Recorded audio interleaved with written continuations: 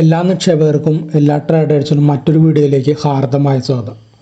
സെറോദ മേധാവി നിതിൻ കാമത്ത് പറയുന്നത് വെച്ചാൽ ഇപ്പോൾ സെറോദയിൽ ഡെലിവറി എടുക്കുന്നവർക്ക് ബ്രോക്കറേജ് ഇല്ല, അപ്പോൾ ഇനി അത് ഏർപ്പെടുത്തേണ്ടി വരും എന്നുള്ളതാണ്.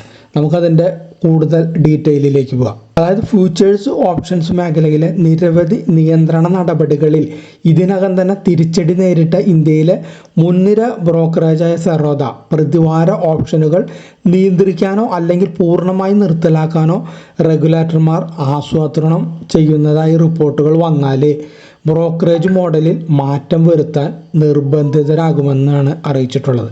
അങ്ങനെ ഒരു സാഹചര്യം വന്നാൽ ഇക്വിറ്റി ഡെലിവറി ട്രേഡുകൾക്ക്, അതായത് ബ്രോക്കറേജ് ഫീസ് ഈടാക്കാൻ കമ്പനി നിർബന്ധിതരാകുമെന്നാണ് അദ്ദേഹം ഒരു ബ്ലോഗിൽ വ്യക്തമാക്കിയിട്ടുള്ളത്.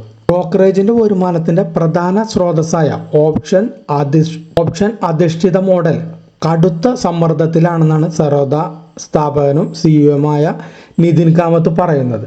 ട്രാൻസാക്ഷൻ ചാർജ് വരുമാനത്തിലുണ്ടായ കുറവ്, ഫ്യൂച്ചേഴ്സ് ആൻഡ് ഓപ്ഷൻസിലെ സെക്യൂരിറ്റി ട്രാൻസാക്ഷൻ, അതായത് STT വർധന, F&O ട്രേഡിങ്ങിൽ കൂടുതൽ കടുപ്പമുള്ളതാക്കാനുള്ള നിർദ്ദേശം, ട്രേഡിങ്ങിനായുള്ള ASBA, അതായത് application supported by blocked amount, അതുകൂടാതെ BSDA basic service demat account, അതുപോലുള്ള വർധന എന്നിവ പോലുള്ള നിയന്ത്രണ നടപടികൾ ഞങ്ങളുടെ വരുമാനത്തെയും ലാഭത്തെയും ഗണ്യമായി ബാധിക്കും എന്നാണ് അദ്ദേഹം പറയുന്നത്.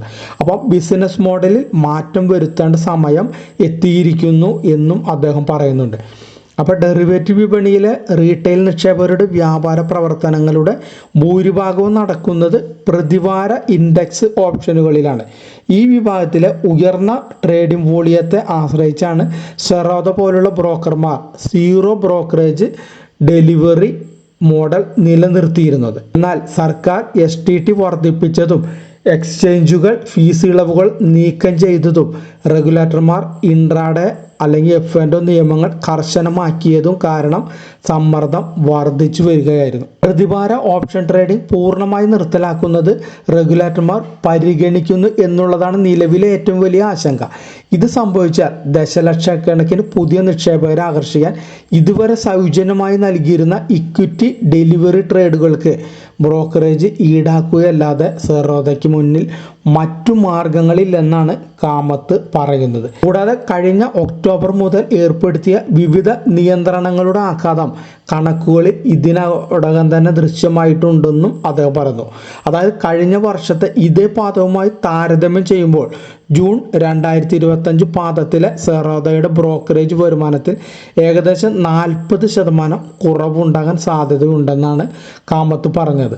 2024 അക്കൗണ്ട് തുറക്കുന്നതിനുള്ള ഫീസ് ഒഴിവാക്കിയിട്ടും വിപണിയിലെ തളർച്ച അല്ലെങ്കിൽ മുരടിപ്പ് കാരണം പുതിയ അക്കൗണ്ട് തുറക്കലുകളുടെ എണ്ണവും കുറഞ്ഞിട്ടുണ്ട്. എങ്കിലും ഇന്ത്യയിലെ റീറ്റെയിൽ, അതായത് ഹൈ നെറ്റ്വർക്ക് ഇൻഡിവിജ്വൽ, അവരുടെ ആസ്തികളുടെ ഏകദേശം 10% ഓഹരി ഇപ്പോഴും സ്ഥാപനം നിലനിർത്തുന്നുണ്ട്. 9 മാസത്തിനുള്ളിൽ തന്നെ അവരുടെ മാർജിൻ ട്രേഡിംഗ് ഫെസിലിറ്റി അത് ഏകദേശം 5000 കോടി രൂപയായി വളരുകയും ചെയ്തിട്ടുണ്ട്. അപ്പോൾ മാർക്കറ്റ് സൈക്കിളുകൾ പല ബിസിനസ് തീരുമാനങ്ങളെയും മറികടക്കും എന്നാണ് പറയുന്നത്. ദീർഘകാല തത്വശാസ്ത്രവും പുറത്തു നിന്നുള്ള നിക്ഷേപകർ ഇല്ലാത്തതും തകർച്ചകളെ അതിജീവിക്കാൻ തങ്ങളെ സഹായിക്കുമെന്നും അദ്ദേഹം പറയുന്നുണ്ട്. റീറ്റെയിൽ വ്യാപാരികളെ സംബന്ധിച്ചിടത്തോളം പ്രതിവാര ഓപ്ഷനുകൾ നിരോധിക്കുന്നത് ഹ്രസ്വകാല ബെറ്റുകളുടെ അവസരങ്ങൾ ഗണ്യമായി കുറയ്ക്കും. ഈ നടപടി സിസ്റ്റമാറ്റിക് റിസ്ക് കുറച്ചേക്കാം, പക്ഷേ ബ്രോക്കറേജ് സ്ഥാപനങ്ങൾക്ക് ലാഭം നിലനിർത്താൻ സഹായിക്കുന്ന ഊഹക്കച്ചവടപരമായ വിറ്റുവരവിന്, അതായത് സ്പെക്കുലേറ്റീവ് ടേൺ ഓവറിനെ ഇത് കുറയ്ക്കും എന്നാണ് അദ്ദേഹം പറയുന്നത്.